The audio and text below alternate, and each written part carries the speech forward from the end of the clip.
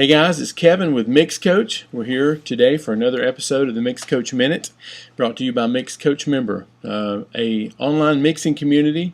Hundreds and hundreds and hundreds of great mixers there, just waiting to get to know you. And iron sharpening iron. So in other words, they're making you better mixers every month that you're there. Couldn't be more proud of the guys that are there. They're really, really good mixers and becoming better. So, okay. I was talking to a friend just a few moments ago, and he was asking me if I bought into the whole less is more mentality of mixing. And I said absolutely. And he gave me an example of John Bonham playing the drums, Led Zeppelin, and When the Levee Breaks. He said those drums sound huge in the beginning. And you know, then of course the other instruments come in. But I had a couple of thoughts I wanted to share with you.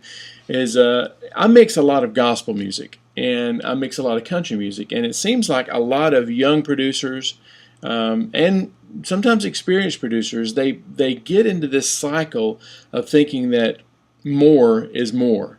And I wanted to explain to you why I don't necessarily agree with that. Now sometimes you have to do that, and sometimes you have to keep adding stuff. Sometimes it's to cover up things. But here's an example.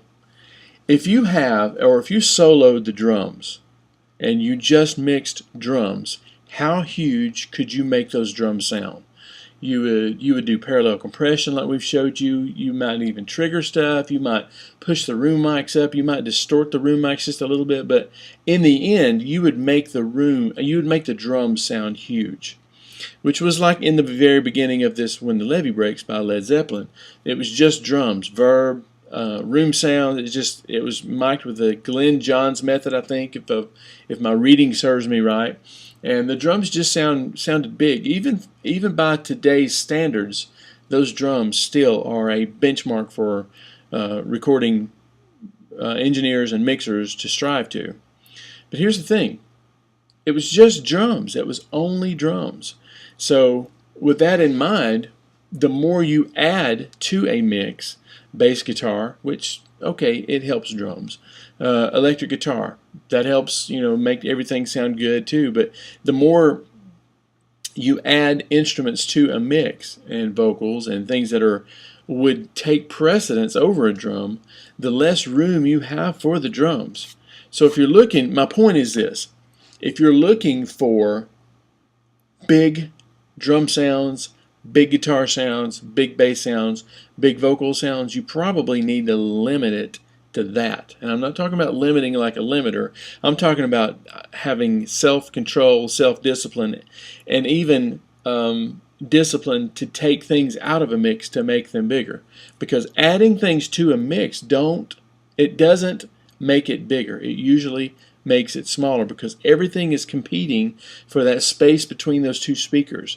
And if you have huge drum sounds, you're not going to be able to have huge guitar sounds too, more than likely, or huge vocal sounds, or very loud vocals, very loud drums. This is when people get into this cycle of trying to limit everything because they want everything to sound big, and yet there's not enough sonic space between the speakers to make it sound big. So my point is this, and I want to do another post on this Monday and tell you another thing I discovered from talking to my friend about this Led Zeppelin song. My point is this, though.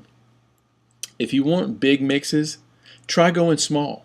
Try going small rhythm sections with big sounds, like big sounding drums, big sounding bass, and big sounding guitars. And even then you're going to have to thin it out some, because you've got several things competing.